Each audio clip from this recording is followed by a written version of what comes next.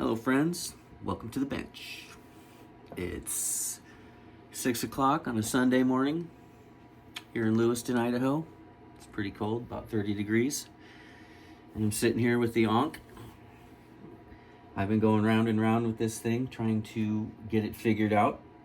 And it still hasn't come to life, but boy, we are really close.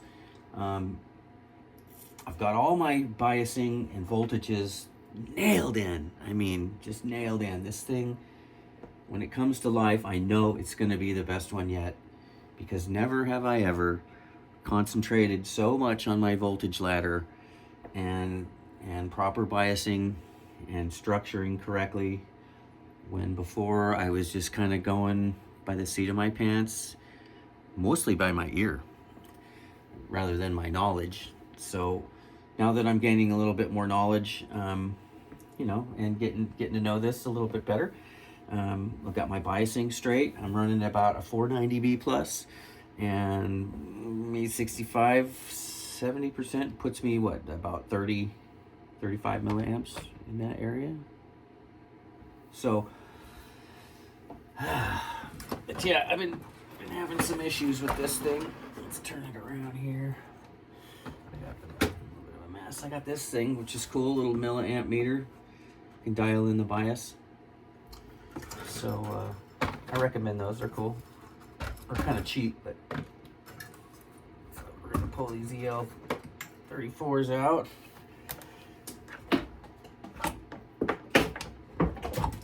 Yeah, this amp's been giving me a little bit of headache, but I haven't lost patience yet. I try not to, because I've had such great luck in the past that I know whatever's going on with this thing is something stupid, and I'll be able to overcome and figure it out. And when it does, the Ankh will be vibrating with power. So here we go. Anyways, I was trying to swap out a 12AU7, but a stoutier tube like that, I don't know, you almost have to kind of recreate. You have to adjust your landscaping a little bit to run one of these sometimes correctly.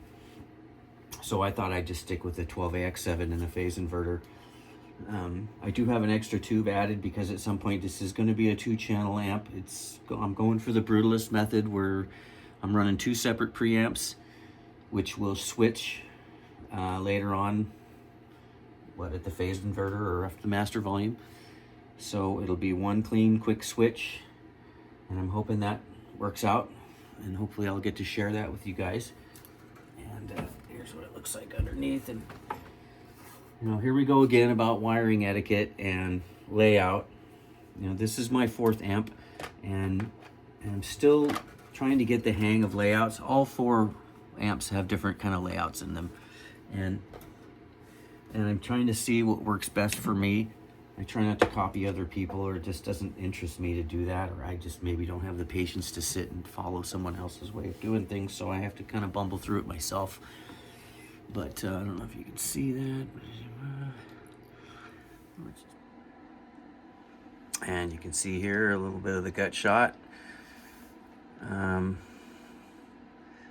Once again, any hope for wiring etiquette and layout kind of goes out the window when I go into, troubleshooting mode, and shit hits the fan and I can't get it to work, and I start flying wires to just make things happen. The intention's always to go back and clean it up. One frustrating thing for me is the power section here. This little nest, I know that people would look in and say, what do you got going there, buddy? So it's just, for me, I have the best of intentions and things feel clean at first, but the more I get through it and the more it comes together, it just ends up being a nesting thing. And I've seen some super duper layouts that aren't doing that. They have clean ways of doing it, and I'm going to follow those. I'm going to get away from this crap. So, but yeah, you can see what I got going on here. I'm using a choke. It's pretty stout. 10 Henry 125, so it's right at the top of the range, man. It's gonna be pretty stiff. And I did a fixed bias, which is a Marshall style balance and bias. And I think this thing is pretty cool. I'm getting some good negative voltage. And bathtub resistors, everybody loves those. Don't hate. So yeah, so this coming along pretty good. I got an extra tube here. There's 3 stages available. Although on this design, I really would like to avoid driving the phase inverter as part of the tone. I want to keep the power amp and phase inversion clean on this and fairly stiff and stout. And I want all the gain to come from before, because if you do the Rob Robinette slow naked versions, a lot of that isn't, and you bypass the effects loop thing, you'll lose the recovery stage. And I've still been able to make them work, but this one in particular, I really want to keep the phase inverter solid and clean. And then I might end up going back and having to add some type of a recovery stage after that to try and get things balanced out a little better. So in the end, there may only be a tube for the clean channel. So we'll see what we can get out of that. But you know, as far as the Rob Robinette SLO, I tweaked some things here and there. I used a double O2 instead of an O2 right before the cathode follower. And I'm using the O2s for the power amp caps instead of 047s. 047s just sound too boomy. Let's see, anything else interesting here? Nothing big. But yeah, this is my layout so far. And I was thinking part of the problem that I'm having might have been my input. Sometimes it's always something incredibly stupid that's like keeping you from just making it into tone land. This thing is farting out and blocking, and it's compressed and just fizzy and sick, but I can hear that it wants to do something. So I'm just thinking somewhere, you know, I've checked and rechecked and double checked all my connections and everything, and I'm just to the point now of thinking maybe I just have a brand new cap that might be bad somewhere in the chain. And let me learn from Andy Lederman, which I never seem to, that, you know, checking all your parts before you put them in is a really important thing, because I have noticed that some of these brand new caps sometimes can come completely shorted out. And you can see here I've been messing around with the phase inverter. I paralleled on the grid leaks. I parallel these off on the grid leaks, so it's not 1 meg now. It's all the way down to like 3 something. And I'll probably take those back off again and go back to where we were. But I was trying some stuff out, trying to mess with the phase inverter a little bit and the biasing. But, you know, this thing was pretty clean for a while. But, you know, once I go into kind of like damage control, everything seems to kind of go into chaos mode. But I'm excited about this amp. I really am, and I'm excited to share a little bit. I'm learning more about what I'm doing here, and that's fun too, because then I get to kind of like express myself a little more clearly, or in the way that I want to, or the guys that I follow online can talk the talk, and I want to be able to do that. And sometimes I'm unsure of myself and my knowledge, and so I get shy about creating content. Even though I've had some really good luck with some of the other amps I've done. Andy's class, the first master class, was supposed to be a high watt, but I ran the preamp section as a Soldano. So this thing's a beast. It sounds really good, but it squeals really quickly. It's got some oscillation issues, and I'm going to go in and fix that soon. But at the moment, I've got my eye on the Ankh, and but this one's in waiting. And Dark Horse is another great amp. It's got some neat tones. I think this one is with a little bit of tweak and a little bit of adjustment. This amp is going to sound really, really cool. It is exactly how I wanted it to be, a darker sounding amp, hence the name Dark Horse. And I just, here you can see I added a bright switch. Here is a cold clipper switch, 10K, 39K. And here is a tone stack bypass switch. So yeah, and I got some bogans in waiting back here. Some bogans in waiting for enough time to make another project happen. I'm going to do another video here on the Precision amp. Finally came together with its case. I'm not sure if I like the white or not, but boy, this amp is just a singer, man. It's just got that super voxy, clean EL84 soft chime. I can't say enough about the way this amp sounds, man. It's not metal, but it's just got that chime that people love, man. This amp is a real keeper. And so yeah, I got some fun stuff going on here. Here's the Tiny Green Terror. I did an orange conversion from this Signet 22, an orange Tiny Terror. This thing's a great sounding amp too. It's not gritty, but it breaks up really nicely. And there's the Angel of Death, and got some other good stuff here. Anyways, so yeah, the Ankh is coming along. Here's the Angry Redhead, and I'm gonna get back into this soon too. So there'll be more to come. So in the meantime, we're working on this. We're gonna get this thing going. I'd play through it right now, but it's just not producing anything worthy. It's farting out and blocking and gating and so I got to get through that. And you know, I've heard rumors that sometimes that can be caused from bad grounding, and sometimes I get a little anxious, or not anxious, but I get a little ahead of myself with the grounding, and I just start kind of willy-nilly grounding, and in the end it turns out to be not a very structured ground.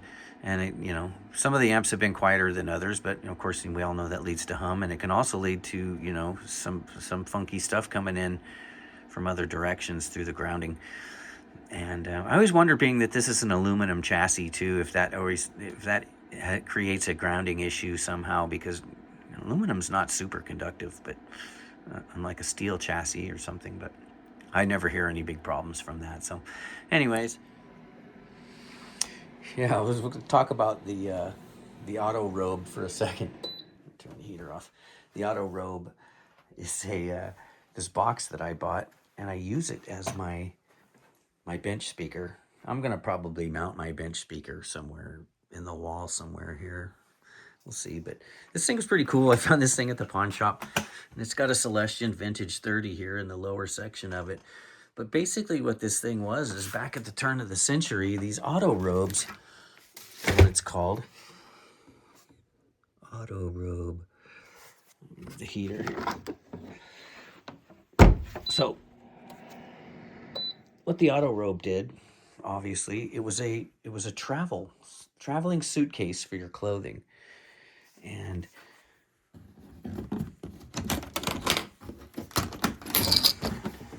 it opened up, and you know, it's actually kind of creepy.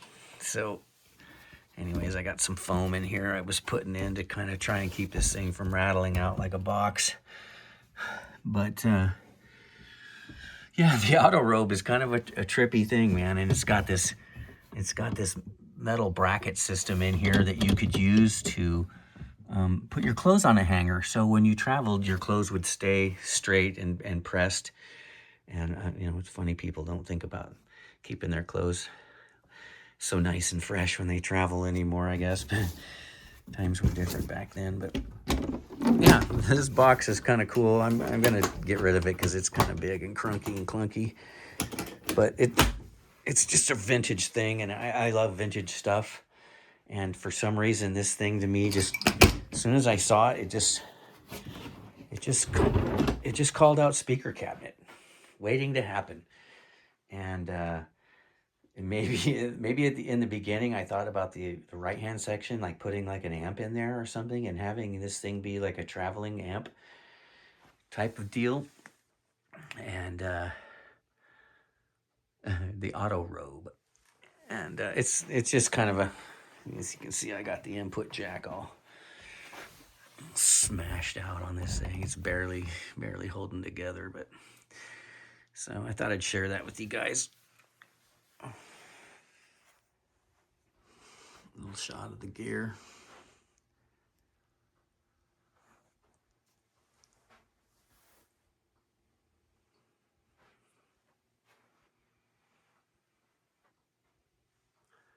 The precision, boy, I gotta do a video on this thing. I did the first video and it was cool, and now I got it mounted and ready to go. But I love this chimey little clean amp. It is so cool sounding. It's just got that EL84 Voxy chime to it, that when you're playing a Strat in the neck position on the pickup, it just has those tones that people love. Those clean, jangly, kind of slightly overdriven, kind of a sparkle drive kind of sound. But so the precision, yeah, I'm going to do a video about that amp some more, and what it's like. But now you can just see I got some stuff here up on the shelves. I got these chassis Andy gave me. I'm waiting.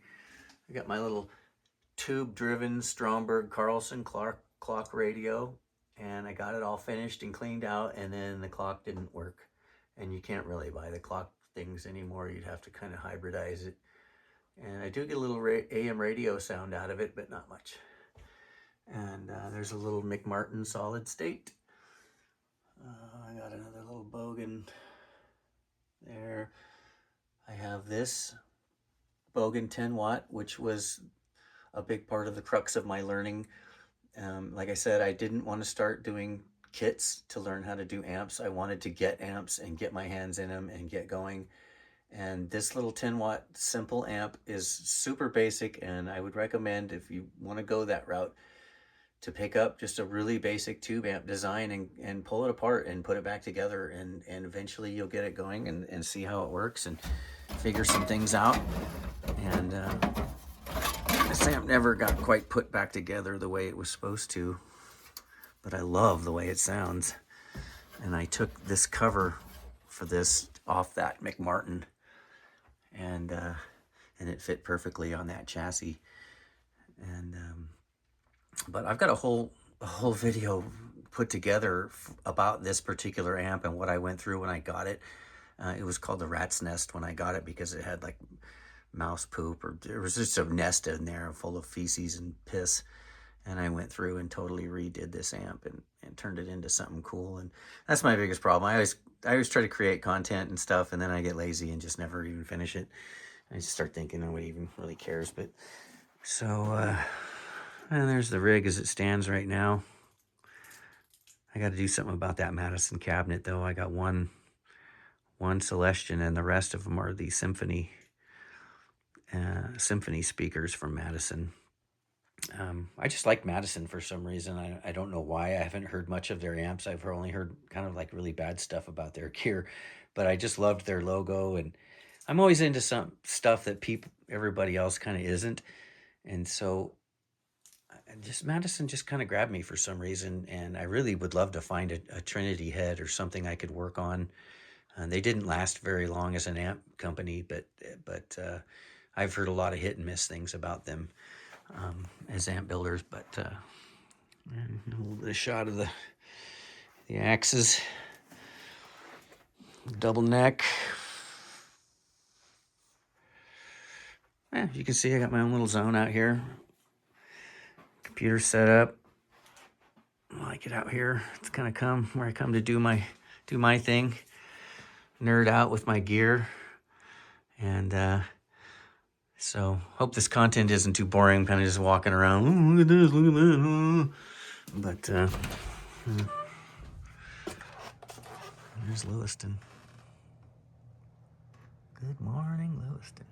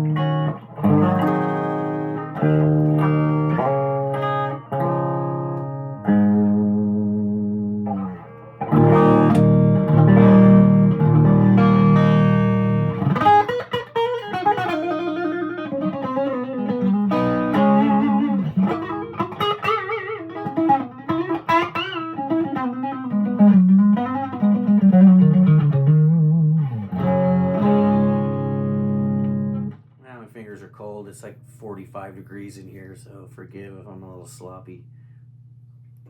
Anyways.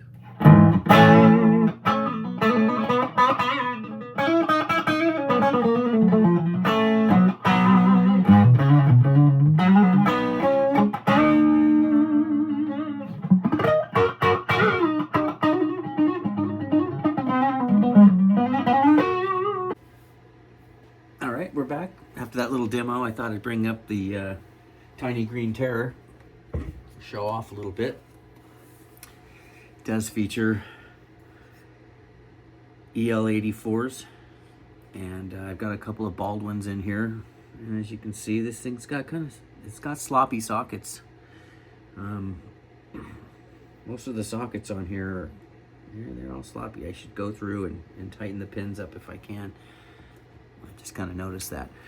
But basically, this is structured as on a Tiny Terror, the 2 gains and the 2 tones.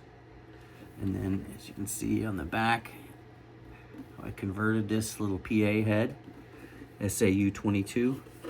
I put in an IEC connector, an ohms selector switch, power switch, tone control, which is geared a little bit more in the mid-range, high mids, and I got the ins and outs. So yeah, this was a cool little build. It turned out nice and clean, and I thought after the little demo I'd get it up here on the bench and kind of show it off and show off what I was using to convert it. It's the orange Tiny Terror schematic, which can be found online, and these amps can be purchased from anywhere from about $200 to $500, depending on their condition. And you know, Stromberg Carlson always had decent iron, and their products are always really well made. And I thought maybe it might be kind of cool to go do a little side-by-side comparison with my conversion versus what it looks like stock. And I have the schematic here for the stock one, which is on the bottom plate. But excuse me. A little bit on the topology here. It's got 5Y3 rectifier tube. It's got a neat little hum adjustment. Runs off the heaters. 6U8, which contains 1 amplifier stage and a phase inverter, and then preamp from the 12AX7. And it's got a little capacitance can cap, which is not being used. And I converted the light to a little green light.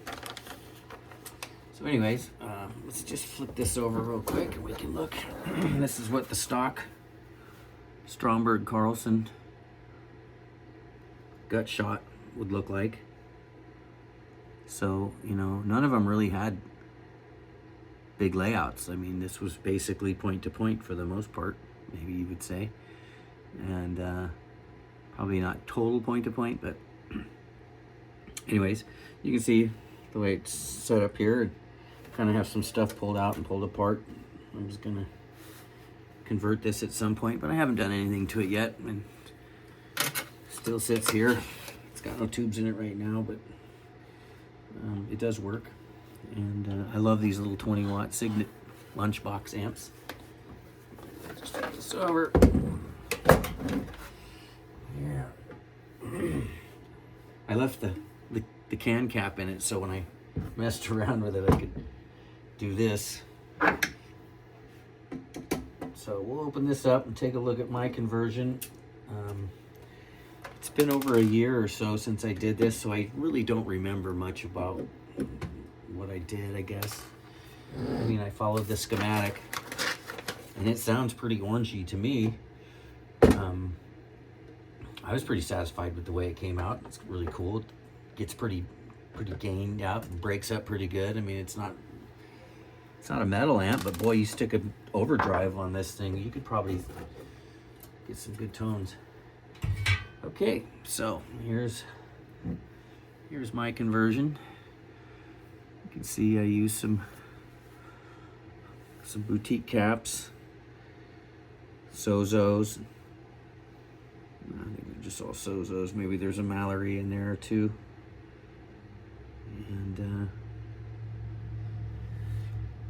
And one thing I've been thinking about lately too is that these little ceramic 470 picofarads.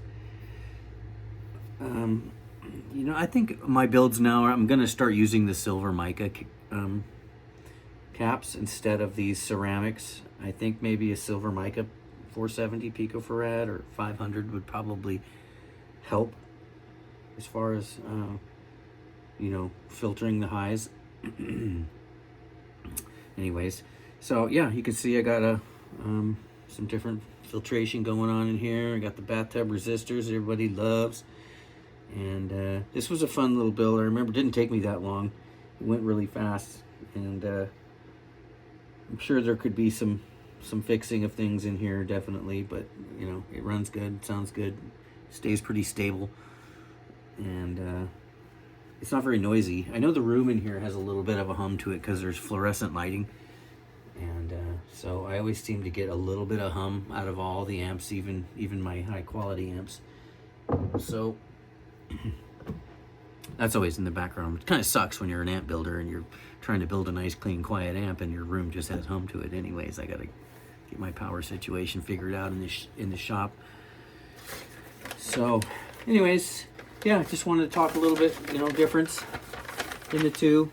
I like this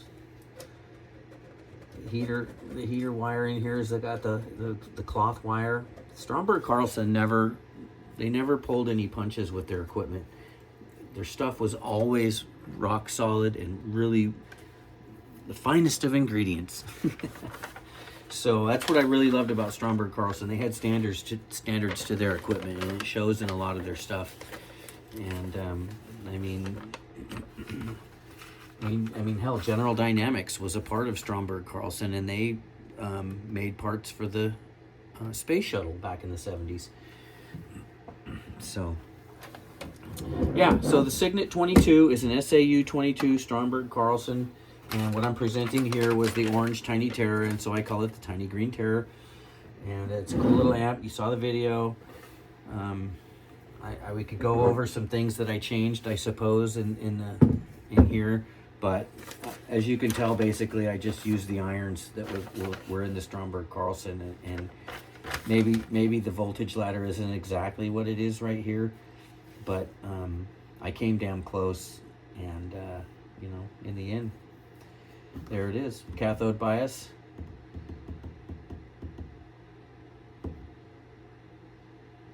Yep, it does use a long tail pair phase inverter. And yeah, I recommend this one. It's pretty fun. If you can get a hold of the schematic and get one of these little amps. Hell, I might even sell you one. Anyways, so that's that. We're all good. Thank you guys for watching. Sorry if my videos are a little scattered here and there around. I gotta get my content doing a little better, or like be a little bit more focused. Thanks for hanging, guys. Have a great day. Be nice to each other.